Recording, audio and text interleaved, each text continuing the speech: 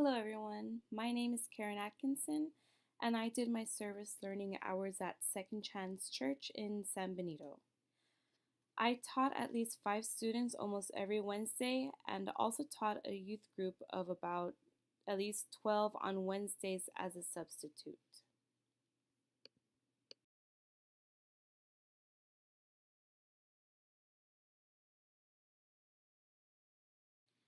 Overall, we have 5 students in our second through fifth grade, and their ages range from 6 years old to 10 years old. And due to their vast age difference, I always have to modify the vocabulary I use.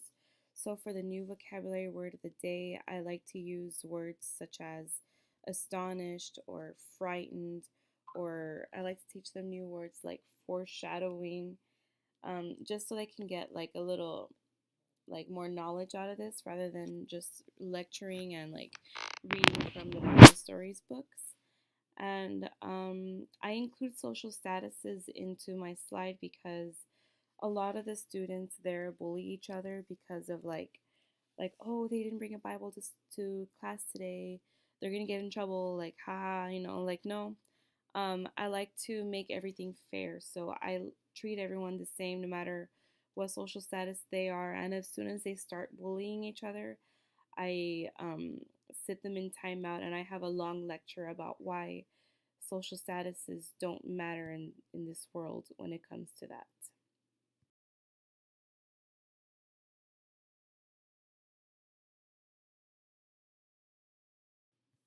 At least 3 of my students have learning disorders, which makes teaching a little more difficult since one of them is ADHD.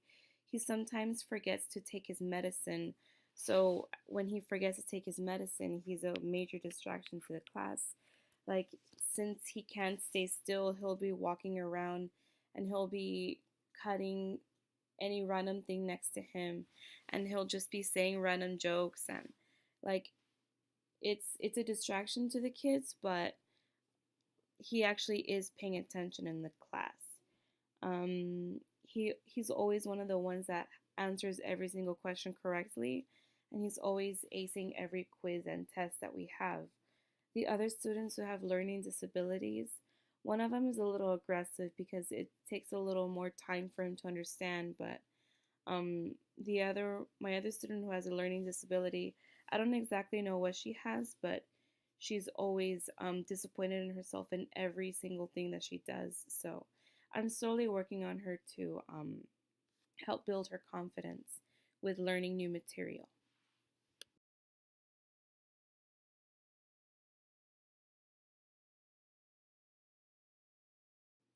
At the beginning of the lesson, every student has their own chore or job that they like to do. Like, one will bring out the coloring boxes, the clipboards, hand out the copies of the lesson.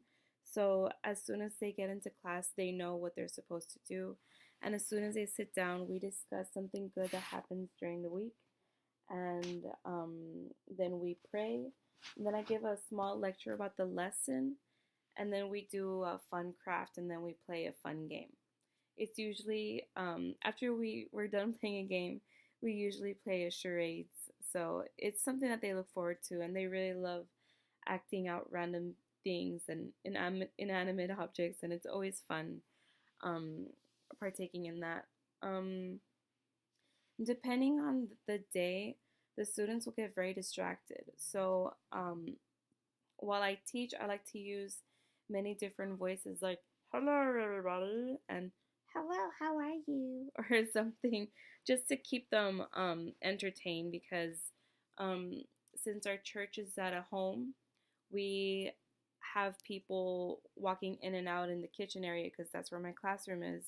So they get distracted with every single thing. So I have to be like making over exaggerated gestures and over exaggerated voices just to keep them concentrated.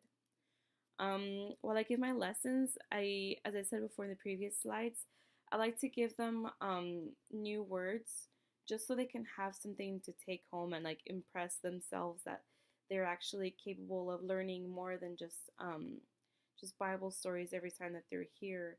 That they're actually taking something more um, more meaningful. Um, yes.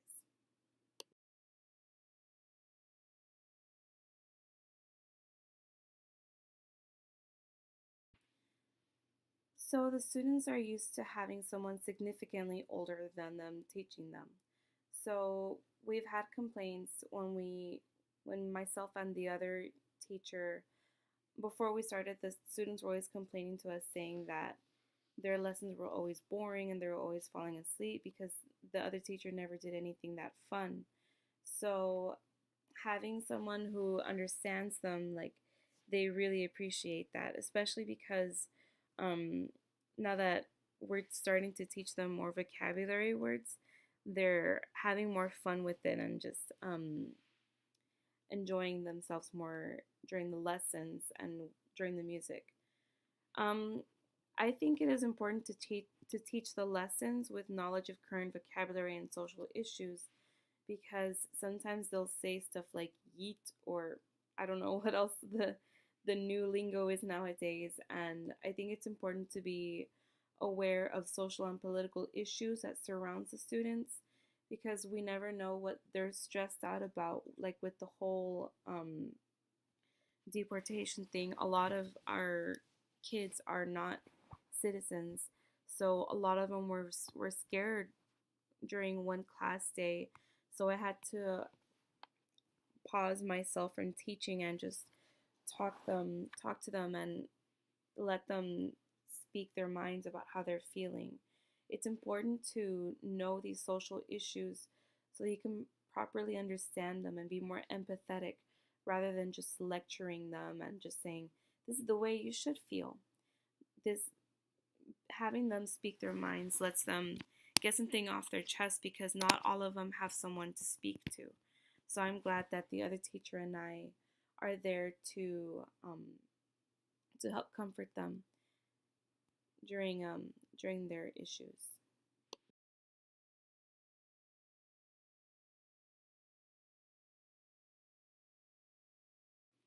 Overall, it was a great teaching and learning experience for me because I learned the many different kinds of personalities that walk through those doors of the church. What I learned also is that you're you as a teacher you're supposed to always be prepared with such a happy attitude because the minute that you seem like a little bit off, your troublesome students will either be going along with it that they'll try to make it worse, or your other students will feel bad and they'll just completely be disconnected from the lesson. So if you didn't have enough sleep that night or you're just not having a good day, it's always good to have a cup of coffee with you or something just to liven up the mood. The students have become accustomed to the way that I have been teaching the course. Well, the course is throughout the Sundays and Wednesdays. So they have explained to the principal that they love learning new vocabulary words and they love the the way I teach the classes. So they have instilled a new curriculum for the school. So I'm very excited about that. And I'm excited to keep teaching there.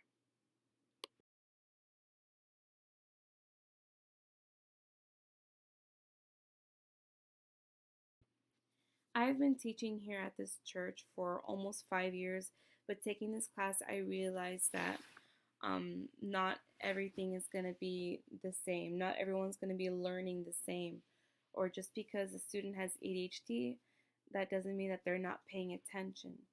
Um, Through this course, I have learned to be patient with every single student, to be understanding and to be flexible with however they're feeling. And it's important to know your students because, like I said in a previous slide, you don't know what they're going through at home. So it's always important to make sure to be that person when they have something to talk about, that you haven't that open door policy.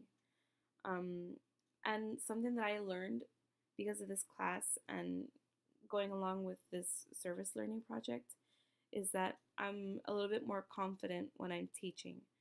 So I'm very excited to continue teaching my students because it just gives you new perspective once you have all of the education experience behind it. So I'm glad to have able to have been teaching them in this new way. Thank you.